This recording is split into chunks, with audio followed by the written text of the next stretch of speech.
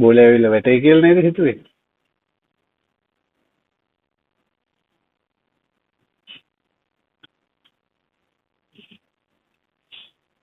එහෙමනම් වෙන්නේ නැහැ. උඩට යන්න උඩට යන්න. හරි. අපි එහෙනම් බොක්ස් එකක් ක්‍රියේට් කරන්න ඇති බලමු.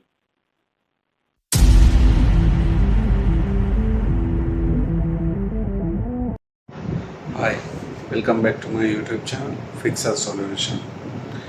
You are now with Noah. Okay, අපි අද බලන්න යන්නේ ටිෂු බොක්ස් එකක් සාම්පල් එකක් හදන්න හැටි. Right, අපි බලමු දැන් මම print එක දාලා තියෙන්නේ. හරි. print එක දාලා තියෙන්නේ මේක print එක. අපි බලමු බොක්ස් එක හදන්න හැටි.